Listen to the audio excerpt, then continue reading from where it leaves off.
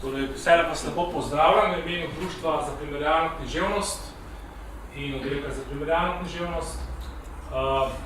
Z nami je gost iz Izraela, Amir, ki je eden izmed vodilnih pesnikov danes na svetu, in njegovo predavanje bo govorilo o hebrejskem jeziku in poeziji, natančne logiki simbola in metafore.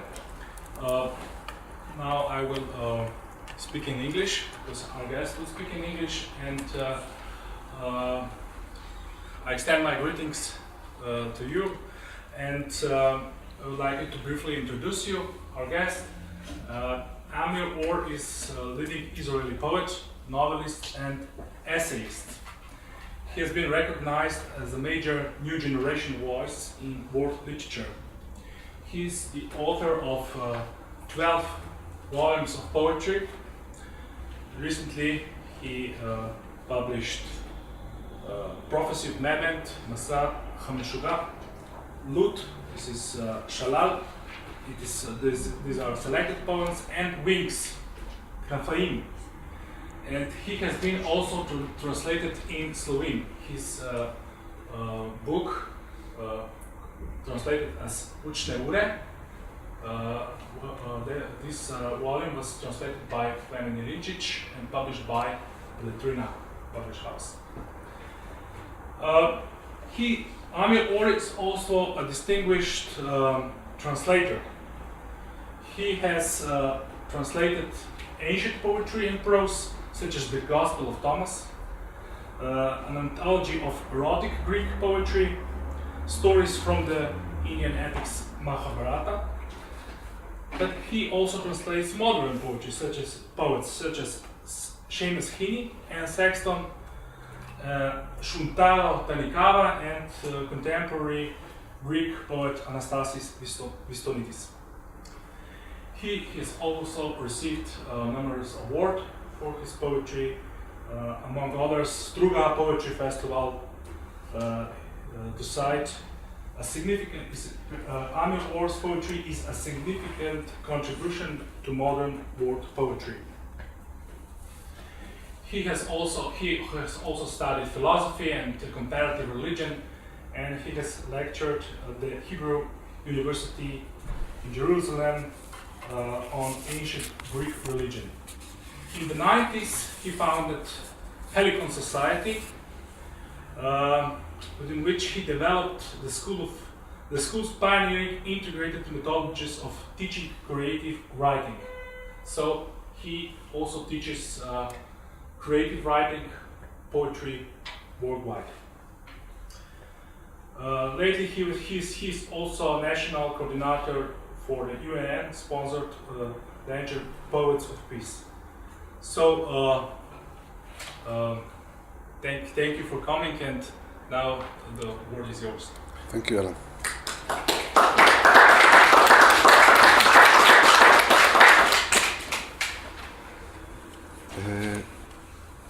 Good evening, everybody. And what I would like to take this opportunity to our getting together here, to talk with you a bit about Hebrew language and poetry, about Hebrew as a language of symbol, metaphor, and myth, and about poetry at large, if we have the time. Let me start with a poem about language itself. It's it's right here, actually. So I will, in a minute, read it for you in Hebrew. It is a poem about language in general, how it sifts the world for us and how it shapes our reality according to languages, or the languages we speak. According to languages, let's say, ready concepts and descriptions of reality. And the Babylon of languages is not just a lack of common communication channel, but a whole range of various sensibilities, epistemologies, and cultural heritages. So let's start with this poem. I'll stand up even though it's okay for the recording? Okay, because I breathe better. language says. השפה אומרת. השפה אומרת, מאחורי השפה עומדת שפה. שפה היא עקבות, עקובים משם. השפה אומרת, שמע, עכשיו. אתה מקשיב? היה פה הד. קח את השתיקה ונסה לשתוק. קח את המילים ונסה לדבר. מעבר לשפה, השפה היא פצע שממנו ניגר וניגר העולם. השפה אומרת, יש, אין, יש, אין. השפה אומרת, אני. השפה אומרת, בוא, נדבר אותך, בוא, נמשש אותך, בוא, תגיד שאמרת. It's not going to the very end, so maybe I'll read it in English too. Okay. Language says, before language stands a language. Language is traces stained by over there. Language says, listen, now. You listen. Here was echo. Take silence and try to be silent. Take the words and try to speak. Beyond language, language is a wound from which the world flows and flows. Language says, is not. Is not. Language says, I. Language says, come on, let's speak you. Let's touch you. Come on, say, you have said. Oh, now it goes to the end. Thank you. Okay, so this poem also speaks about how at the moment of inspiration, the poet is, so to say, possessed by language. Yeah? And this may seem to some of you far-fetched, perhaps, but in fact this is often the case. Aside from our sensory experience, language is perhaps our first teacher of reality. Yeah? The first division, the first concepts of reality. I will not go on with such general statements, at least not before I demonstrate some of what I already stated. More specifically, I'm here today to tell you a bit about Hebrew language, the sounds you've just heard, and Hebrew poetry. So, we are used to regard the Old Testament as religious scriptures, which was translated in the past to European languages and is read today in archaic vernaculars. But this is not the case for the Hebrew speaker. Since Hebrew was revived as an everyday spoken language at the beginning of the 20th century, a linguistic gap of 2,000 years was bridged. On the one hand, nowadays an Israeli school kid can read and understand the Old Testament in its original tongue, and on the other hand, if King David could have lived through a contemporary Hebrew poetry book, he would have little difficulty with the language. He will not understand the world we are talking about, but he will pretty much understand the language. Besides the spiritual and historical contents, for the Hebrew reader, the Bible is a cultural and literary heritage rich with rhythm, music, and forms of speech. Most of the Bible books are pure poetry of various styles and themes. The stories of creation, or of the patriarchs, victory, love songs, prophecies, hymns, etc. In short, the beginning of the Old Testament is also the beginning of documented Hebrew poetry, about 4,000 years ago maybe. Nevertheless, Hebrew poetry didn't cease with the canonization of the Bible.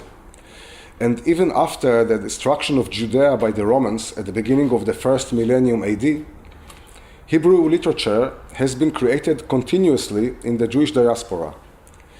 The ancient language of the scriptures hasn't been spoken in everyday life for 2 millennia, but it did go on being studied and used in prayer, even by laymen in every Jewish community, and was used for poetry. Religious and secular Hebrew poetry has been composed throughout these generations in the East and in the West, in far and near countries, in regions located now in Iraq, Spain, Italy, Yemen, Russia, Germany, and more. Some of the first sonnets in Europe were written in Hebrew by Emmanuel the Roman, 13th century, in Italy, whereas Hebrew poetry written by Yehuda Levi and Ibn Gabriel in Moorish Spain was influenced by Arabic poetics. Hebrew poetics forms were actually introduced into Christian liturgy by Romanus Melodus as early as the 6th century AD, and on the other hand, for centuries Hebrew poetic tradition has been enriched by other traditions in style, themes, and lyrical forms. Yet, all this happened while, not unlike Latin, Hebrew lacked the vivid aspect of everyday colloquial speech. This was to change with the rise of Zionism at the turn of the 19th century, let's say, and with the return of the Jews to Israel in the beginning of the 20th century. There is no other example, I think, in human history of a successful revival of an unspoken, semi-fossilized language such as Hebrew was. It was linguists like Eliezer ben Yehuda and David Yelin that reconstructed the language and innovated or brought back into use thousands of Hebrew words. However, it took 3 more generations until Hebrew became a truly modern language. At the time, fierce debates were taking place. Should modern Hebrew speech adopt Ashkenazi pronunciation or Sephardic pronunciation? We had different pronunciations in every community. Probably the Yemenite is the most accurate compared to old forms. But we didn't choose it. We chose the Sephardic. Should we base modern Hebrew on biblical syntax or a later one? Many loanwords were replaced by Hebrew ones. Slang and various grades of speech had to be introduced. Poets like Bialik, Shlonsky, and many others were the leading force in putting the renewal of Hebrew speech into practice. And until the middle of the last century, their works were celebrated both for their poetical merit and as a national achievement. These immigrant poets, who started writing in Hebrew in the beginning of the 20th century, had a huge task of bridging traditional poetry and modern poetry, exploring free verse, tonal meter, etc., and making them an organic part of Hebrew verse. To a large extent, they had to adapt European models in order to create modern poetry in Hebrew, in modern Hebrew. For them and their generation, creating a fluent poetic expression in an acquired language was the main challenge. I will not go here into lecturing you about Hebrew poetry in detail, but it will be enough maybe to say that our linguistic and poetic condition has changed considerably since then. Thanks to these poets, what was a terra incognita at their time is our natural inheritance today. In this ongoing creative work of Israeli poets, the language is continuously unveiled through poetic expression. Nowadays, even though immigration to Israel is still taking place on a large scale, most of the writers in Israel are natives of the country, and their mother tongue is Hebrew. No wonder contemporary poetry in Israel feels free to embrace and even mix a large variety of styles and forms, both traditional and modern, to answer the needs of specific themes or atmospheres, just like any other language that had continuous use of the language. For example, in my own generation, we wouldn't hesitate to mix biblical connotations and contemporary slang in our poems. To the quote-quote native poet, the Israeli reality and the unique possibilities and limitations of Hebrew are unquestionable basic condition by now.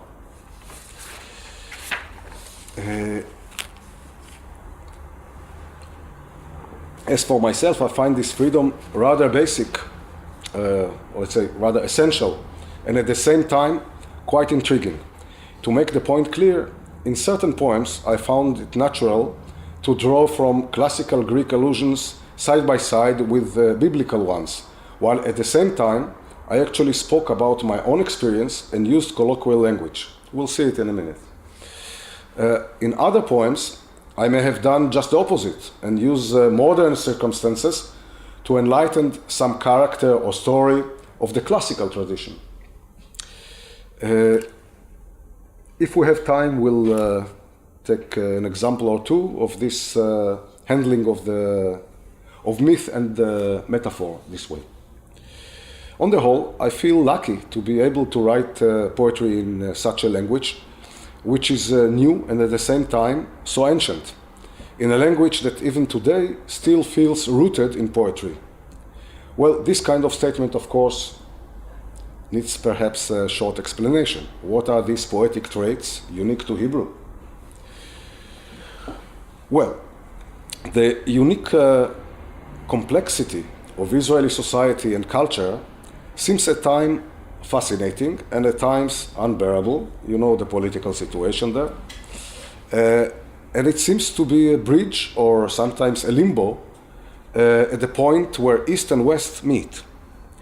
Israel has about 3 million inhabitants whose parents or grandparents have been expelled or emigrated from Arab countries about only half a century ago, and more than half that came from Europe.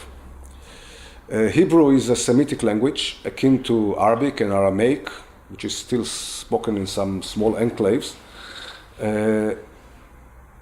And it's close to these languages more than to any other modern languages, although its syntax is strangely enough close to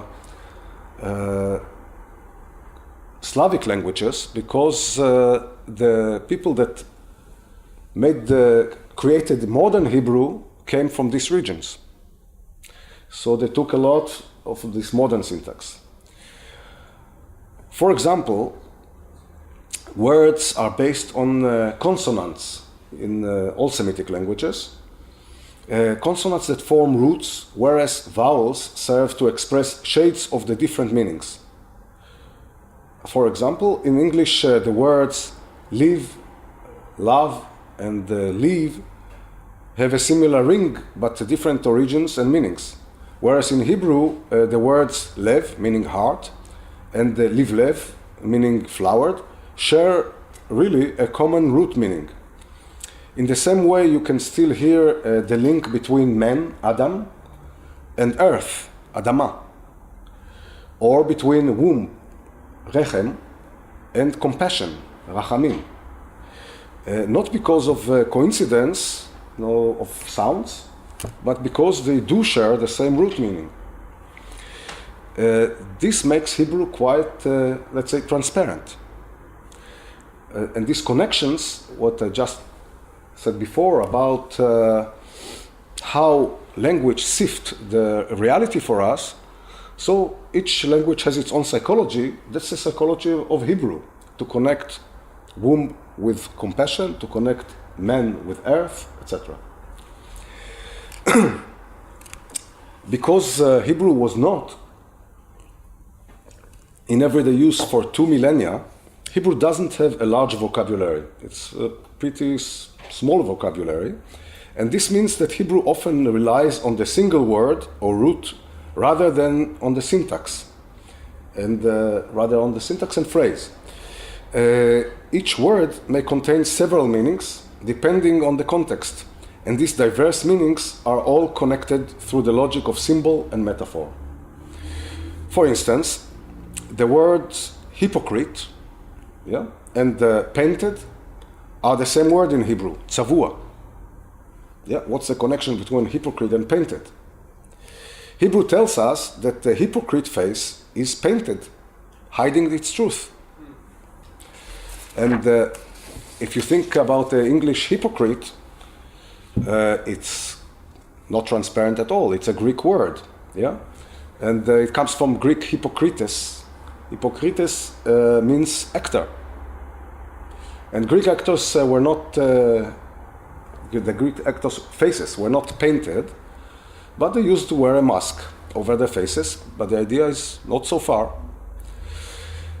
Their true face was covered.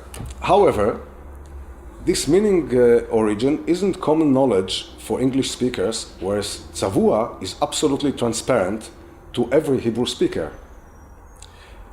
Another example, another word that works extra hours, the words abstract and stripped, yeah, or unclothed, are all denoted by a single word in Hebrew, mufshat. Yeah? The English word abstract is originally a Latin word again. Yeah, it's not transparent. It's far from meaning transparency for the English speaker. And to Hebrew, abstraction is simply something which is stripped off, devoid of materiality and sensual perception.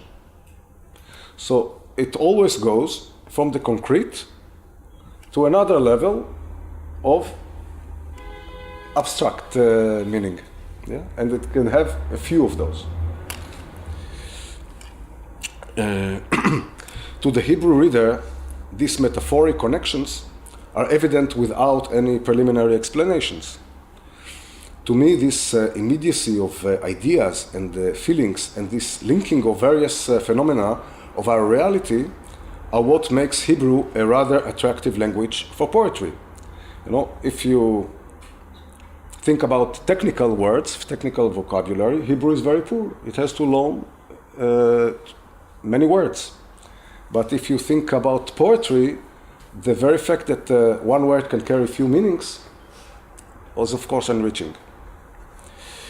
In line with the symbolic and metaphoric tendency of Hebrew, I would like to read with you some poems that work with our bigger metaphors, and I call bigger metaphors myth. Yeah, myth, if you, just like with one word you evoke a whole myth, it's a big metaphor, right? Or legends, doesn't have to be a myth. At times, as I hope to exemplify by these texts, one connotation, a hint of a quote, or even one word with a biblical register can do the work. So, let's see. Maybe we can go to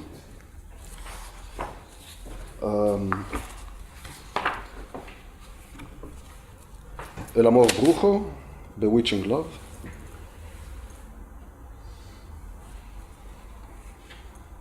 What's wrong with this one? This is perfect, but I want to exemplify a certain thing, which is maybe not so apparent in English, but I'll explain. Okay. You want to hear the Hebrew too?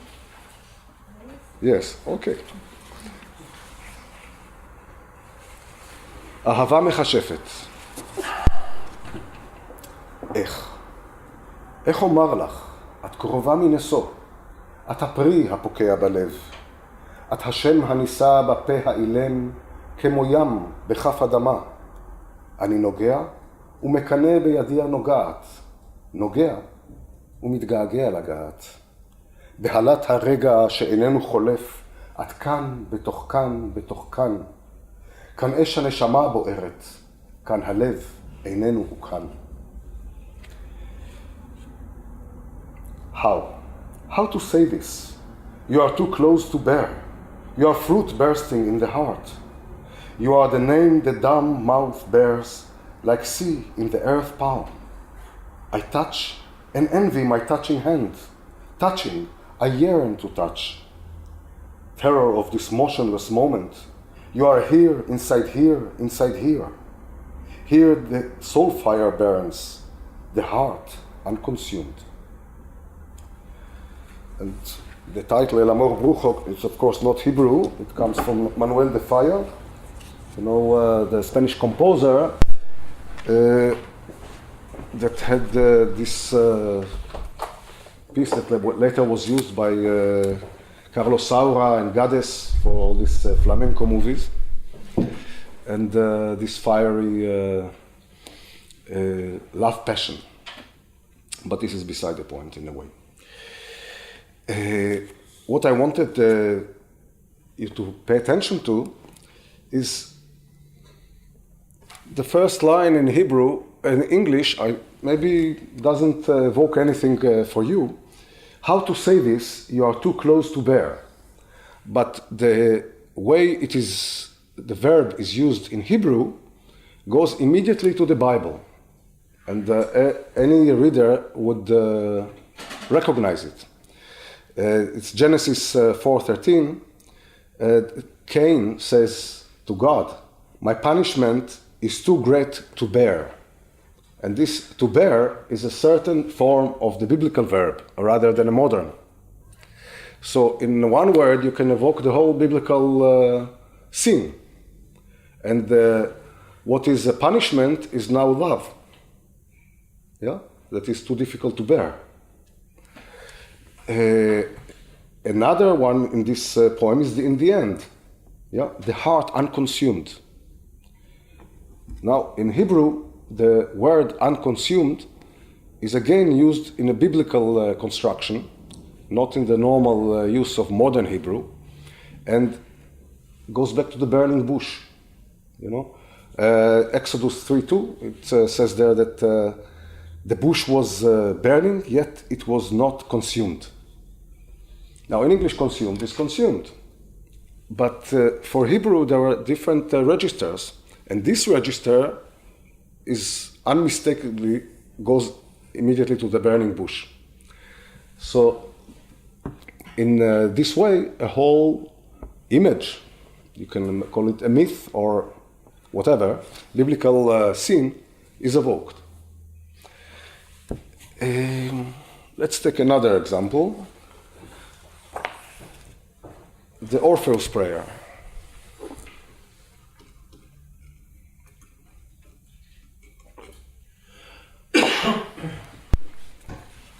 Yeah.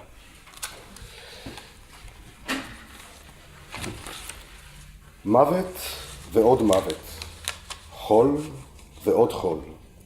עמדנו בכיכר רעבים להיות, וכמו צל הרים כיסינו את העיר בתמונות השינה בהקיץ. הייתה או לא הייתה? זר לגופי, יכול ולא יכול, ניסיתי את האוויר.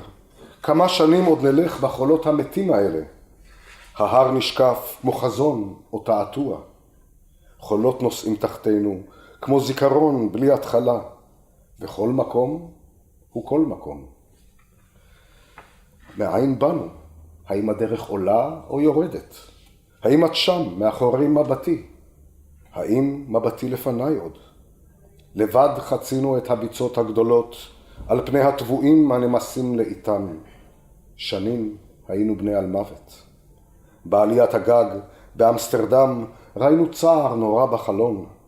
כמה נלך עוד בין מוות למוות, חול וחול. היסטוריה חדשה תן לנו, מוות חדש תן לנו. את חיי היום תן לנו היום. The Orpheus Prayer. Death and yet more death, sand and more sand. We have stood in the square hungry to be, and like mountain shadows, covered the city with pictures of a waking sleep. Was she there or wasn't she? A stranger in my body, able and yet unable, I tried the air. How many more years will we walk these dead sands? The mountain is glimpsed like a vision or a mirage. Sands move on underfoot, like memory with no beginning, and each place is every place. Does the way go up or down? Are you there behind my gaze? Is my gaze there ahead of me? Where have we come from? Alone the two of us have crossed vast marshes on the slowly melting faces of the drowned. For years we've been immortal. In the attic in Amsterdam, we saw terrible sorrow in the window. How much longer shall we walk between death and death, sand and sand. A new past give us, a new death give us. Give us this day, the life of the day. So, there's quite a lot in this poem, and I will not analyze it, but of course all of you here recognize the myth of Orpheus and Eurydice, the descent to the underworld and then coming up from the underworld. But the images are of desert and marshes, and they kind of mix with contemporary Israel a little. But at the same time, we have Amsterdam, the attic in Amsterdam, that brings to mind, at least for Jews, Anna Frank. And in the end, what's in the end? You recognize these two, I guess? The end of the poem. And you past give us the Lord's Prayer. Yeah?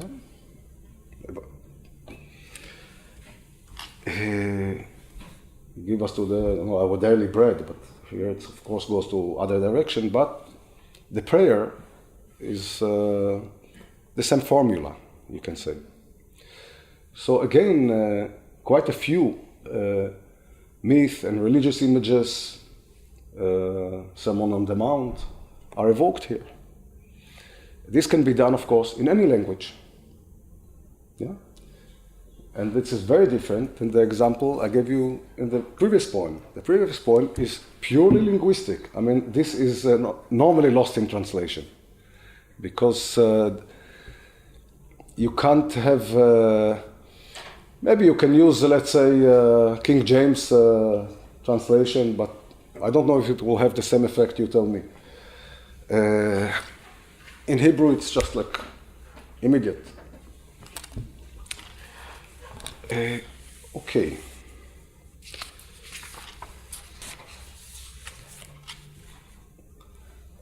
Well, I'll want to say a few things about poetry in general.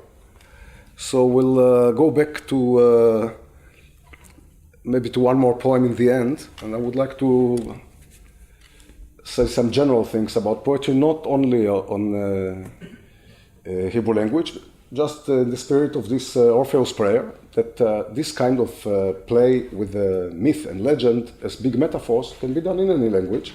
And for some languages, of course, there are traits, poetic traits, that Hebrew doesn't have. Each language is unique. So finally, I would like to say something about the role of poetry, not only in the revival of Hebrew, but anywhere, anytime. What is poetry? Well, not much if you look at poetry as an old-fashioned form of artistic amusement. But this is not the case if you look at poetry as an art that deals primarily with speech and thought. And here I return to what I pointed out before as poetic characteristics, the linking of various phenomena of our reality and the immediacy of this recognition. Philosophy, the famous authorized professional of our culture about wisdom, becomes less convincing when one considers wisdom as such. Philosophy is speaking about wisdom and insight, but it holds thought with thick pliers, plenty of heavy, slow words that clumsily catch hold of ideas that wisdom grasps in the blink of a moment. And only rare philosophers, I think, like Heraclitus, like Plato or Nietzsche, who had the poetic gift, could deal with this electric intensity of thought. It seems that only poetry does to words what thought is doing to them, in their full power and scope, hears them, tastes them, understands and misunderstands them, combines them in strange ways, gets carried away by them, beats them against each other, tells. Poetry really tells, truly tells, through words, through language, everything that words can grasp and more. Poetry holds words alive in the moment they are formed. And throughout the ages, poetry has been providing human society with a sense of existential meaning beyond the dry facts and the ability to touch the essence of our lives. It gives expression to the basic set of things we have in common: thought and feeling, creativity, imagination, and sense of freedom and beauty. Postmodernism made the truth relative in many ways, and in fact denied it altogether. But when it comes to actual life, these sort of ideas often ratified political oppression and exploitation, as we see now, more and more. And its offspring are fake news in the service of ruthless politicians. I don't even need to name them because they get more and more numerous. Poetry, however, does just the opposite. The subject of poetry is not power politics. Poetry is much bigger than that. The subject of poetry is life itself in all its possible aspects. And yes, if one wants to instigate, promote lies, or play power politics through poetry, it is possible. If one wants to escape or to conform through poetry, it is possible too. But this is not what poetry is about. If you look at a poet, he seems like he does nothing, sits there and just gazing at the air. But in fact, what a poet does, and maybe a writer in general, he creates new realities that never existed before. Moreover, he makes these new realities available to everybody. Even the most minor poet, who writes, for example, about a rose, is creating something that has never existed before, if the poem is genuine. Even he is a revolutionary that by his very creativity threatens the prevalent order of reality we are familiar with. Because that's what poetry does. Poetry invites people to feel, think, and experience for themselves. Poetry is not about facts, but is about truth and about freedom. Poetry creates for the individual a totally personal place that nobody can enter. And unless censored and banned, this place of freedom is just available for anybody to experience. And yes, in many cases, you have to go against your training and education to see that this kind of place is there, that you can also create your reality. But this is where poetry leads you to. It's not a surprise that exactly because of this, as far as power politics is concerned, this quality of poetry has always been a threat. The very act of creating a new reality and sharing it with others has always been a threat to any political control. Any regime would rather have its people watch soap operas on TV, play computer games, go shopping, and at large distract themselves in every possible way, in order not to feel and not to think for themselves. Poetry has been traditionally a threat to power structures, whether it was the Catholic Church or the Soviet Union. And this hasn't changed much. Throughout the ages, poets have been either silenced or forced to praise the ruling doctrine. But poets have been maltreated not only in totalitarian regimes, but also oppressed mentally and financially in what we call the free world. What a true democracy would do, in my opinion, is just the opposite.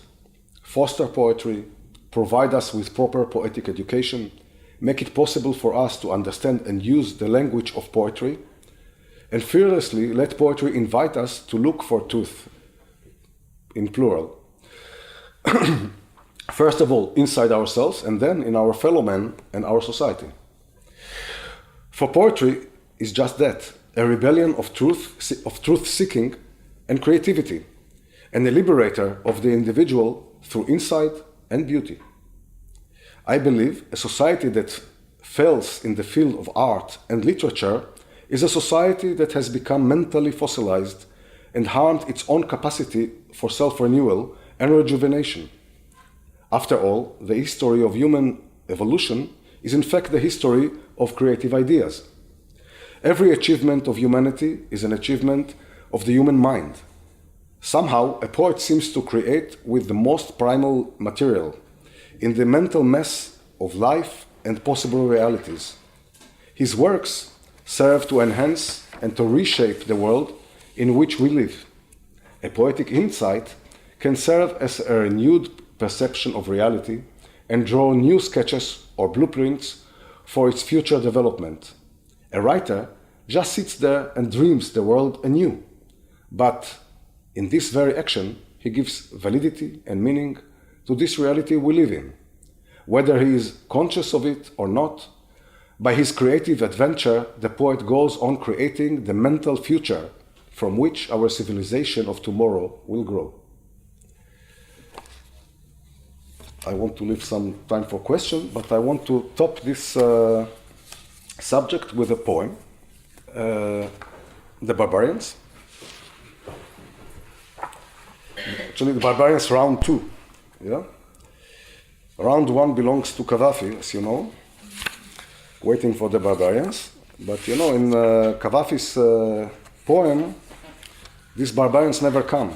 They serve as a kind of a solution to a decadent society that falls apart from bored by itself. And these barbarians could have been a kind of a solution, he says. My barbarians are quite different, and they're already here, if you didn't know. הברברים, סיבוב שני. לא לשווא חיכינו לברברים, לא לשווא נקהלנו בכיכר העיר, לא לשווא עטו גדולינו את בגדי כבודם, ושיננו את נאומם לכבוד המאורע. לא לשווא ניתצנו מקדשנו, ובנינו אחרים לאליהם. כדת שרפנו את ספרינו, אשר אין חפץ בם לאנשים כאלה. כדבר הנבואה באו הברברים, ונטלו מיד המלך את מפתחות העיר. אך בבואם עטו לבוש כלבוש הארץ, ומנהגם היה מנהג המדינה. והציוו עלינו בלשוננו, לא ידענו עוד מתי באו הברברים. The Barbarians, round 2. It was not in vain that we awaited the barbarians. It was not in vain that we gathered in the city square. It was not in vain that our great ones put on their official robes and rehearsed their speeches for the event. It was not in vain that we smashed our temples and erected new ones to their gods. As proper, we burned our books that have nothing in them for people like that. As the prophecy foretold, the barbarians came and took the keys to the city from the king's hand. But when they came, they wore the garments of the land, and their customs were the customs of the state. And when they commanded us in our own tongue, we no longer knew when the barbarians had come to us.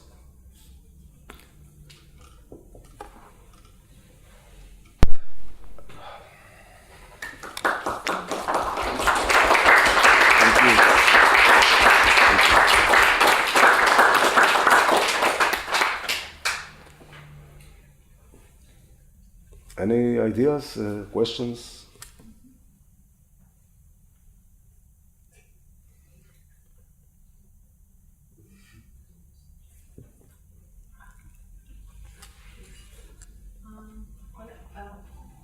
First of all, I would like to know about this Hebrew language. You said that it had been this influence on the syntactic level, mostly from Slavic languages. Modern Hebrew, yeah. Yes, and yeah, that's one can know why, because they came from Ukraine and so on, from Russia, lands, yeah.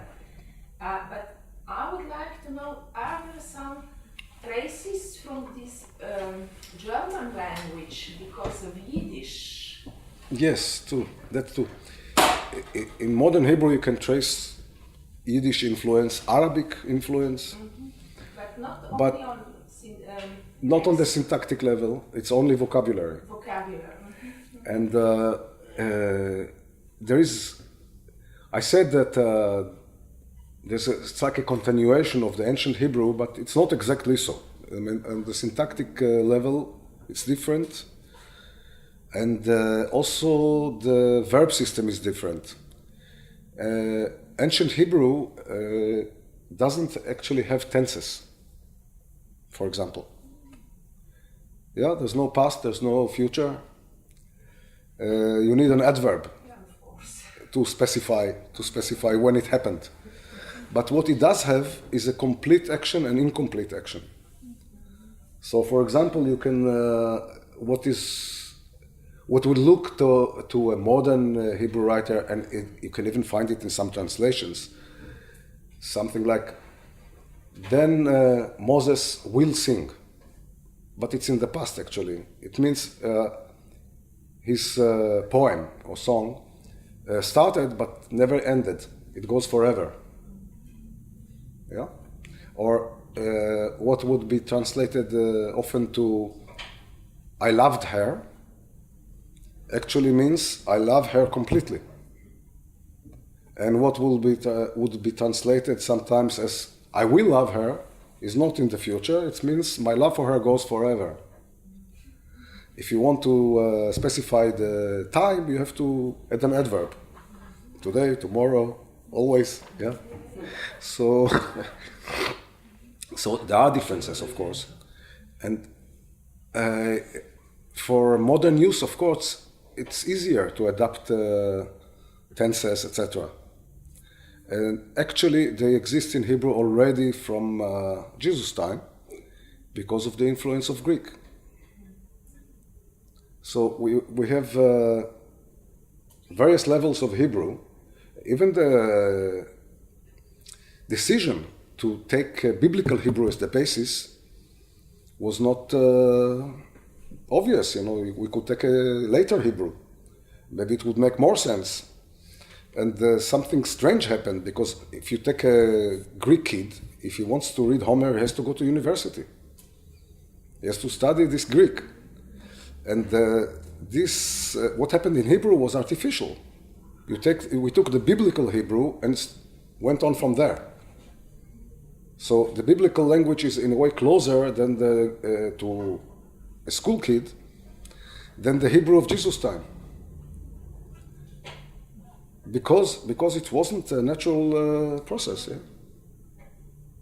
And how it was with the Hebrew, let's say, of the end of the first millennium or Middle Ages and so on? Well, this depends where. Like, as I said, Hebrew poetry was in Spain was very much influenced by Arabic forms. And but if you go to Italy, both European forms and Arabic forms. And it depends on the region. Each region got different influences, which enriched Hebrew in a way. It's a poetic language. It wasn't spoken, only for liturgy and poetry. But for a modern day speaker of Hebrew, somebody living It's today. easier for us to understand the Bible than the Middle Ages Hebrew. Yeah, that's what I wanted to ask. Yeah. Okay. Yeah. Strange. That's what I mean. So not a normal situation. Yeah. Yeah. Yeah. I would like to know, how about Aramaic? Because it was the Jews have also written in Aramaic. That's true. That's true. And how do you understand it, or is it close to this? How is this relationship between Hebrew and Aramaic? Well, Aramaic was a lingua franca at the time of Jesus, and there was Aramaic even before that. Later on, it became the official language of the Persian Empire too.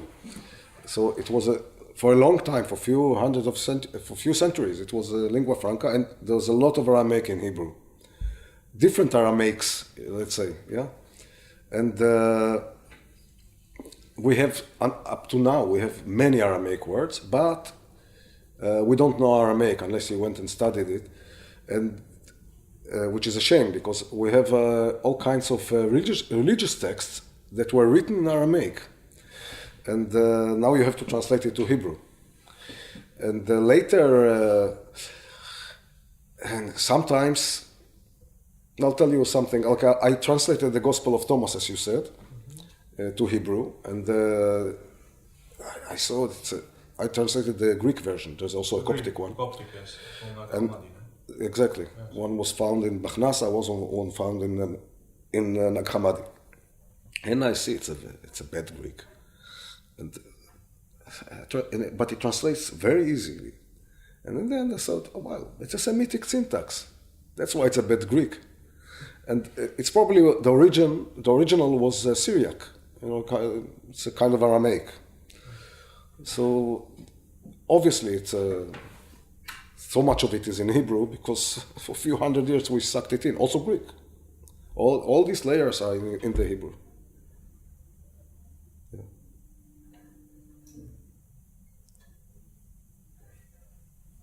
I have a question about the metaphors.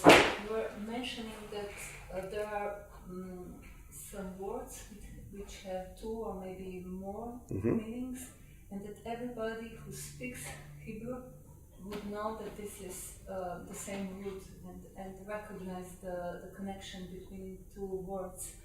And I was wondering, is this so? How come that everybody knows this metaphorical connection between these two words? For example, if I give you an example in English, I think it's the same in English as in Slovenian. We say a man has a leg and a table has a leg. Mm-hmm. But nobody who speaks Slovenian, not everybody who speaks Slovenian would make a connection and say, oh yes, there is a connection between these two words. So how come that in Hebrew everybody would know that this is the same? Well, but just like in English, everybody would know that a leg, this is a leg and this is a leg. And many words work extra hours in English too, of course. The difference is that, I don't know how it is in Slovene, but English took so many loan words that it's very often not transparent anymore. For the Hebrew speaker, it doesn't mean that everybody gives it a thought. But if he would give it a thought, it's the same word. Okay. And he sees that it is the same word. He cannot avoid seeing it, you know. So if you... And the second question I would like to ask you is about the modern Hebrew. What about inventing new words? Because you said the vocabulary is not so big. So do you invent new words? Yes, quite a lot actually. Yeah. And by now it's out of control, you know. It's like, it's like we had this kind of academy, you know, that was renovating, trying to bring in new words. But now it's a living language, so it has its own. You have English words in Hebrew now, or no? Also, we like everywhere we have some kind of a little bit of Hebrewish, and what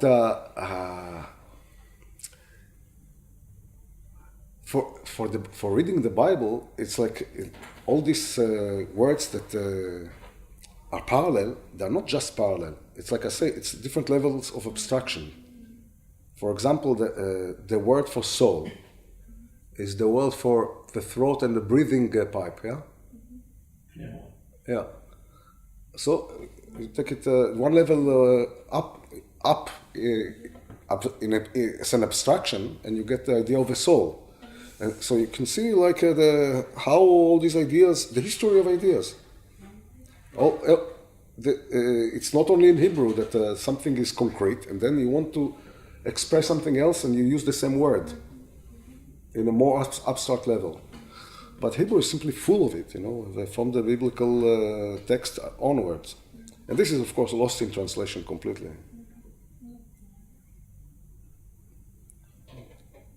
Yes? I'm interested in this perspective of a living author. I can't hear you.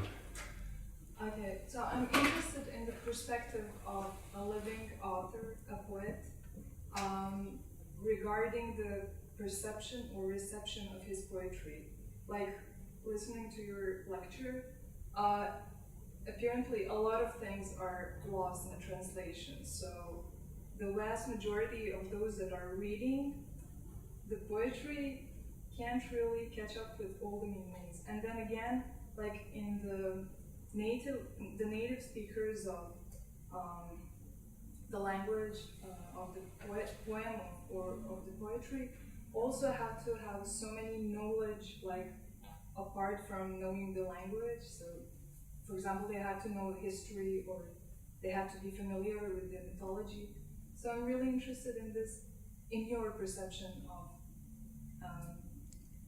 like, who do you write to?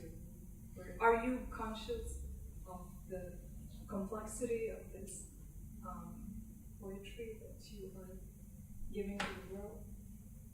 Well, it's a very important question to any poet, and we have quite a few here. And because I think really poetry and any art is truly a dialogue. You know, I don't believe in these ideas of art for art's sake, etc. I think art for art's sake is art for self-satisfaction, which is self-satisfaction is very good, but it's not enough.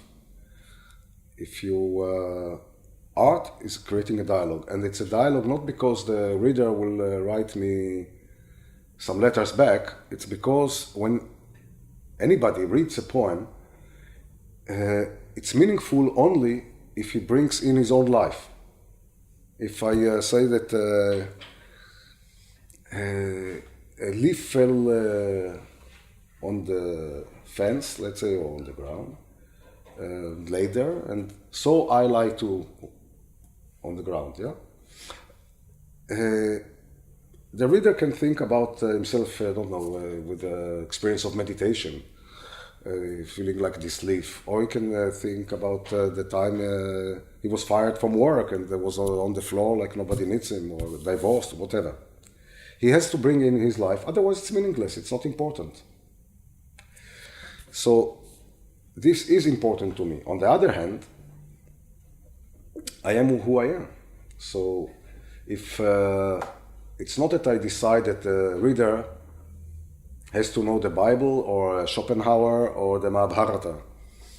And sometimes you have to put a footnote. Okay, I'm not for footnotes, but sometimes you have to. And when I'm getting translated, it depends to which languages. Like in English, for a long time, I don't work with translators, professional translators. I work with people that are, first of all, poets. And one of them is sitting here, Seth Mickelson. He's an excellent poet in his own right. So, of course, you lose, but you also gain. Because you can allow yourself to be creative translating. And if you can do these creative translations with working together, if the other person doesn't know the source language, then that's the best you can do. I don't know any way to do better than that. If you only try to be loyal to the original language, you lose much more in the target language. So, and sometimes there's no way around it. You have to put a footnote. What can you do? That's the best we can do. We work with languages. Yeah. Does Fiona speaks Hebrew? No.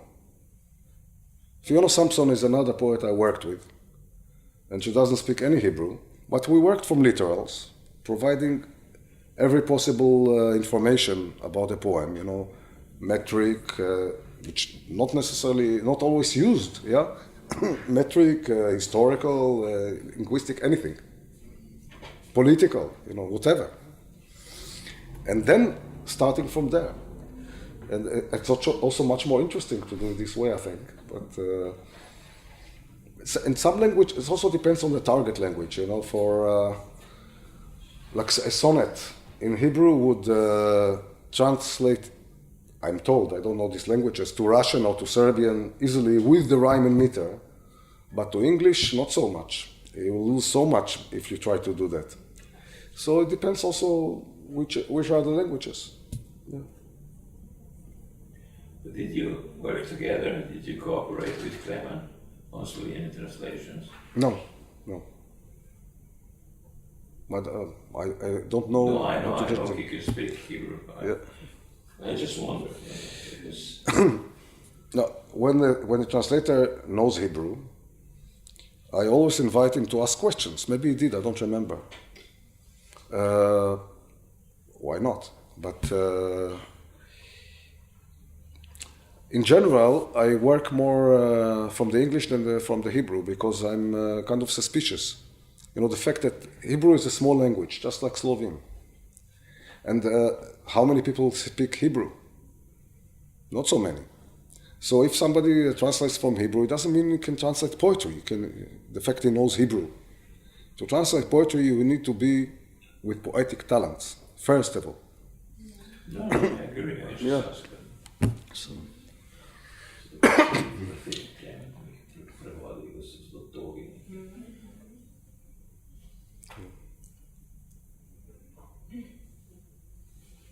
Another question, maybe?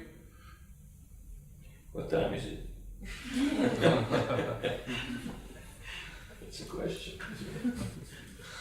So thank you.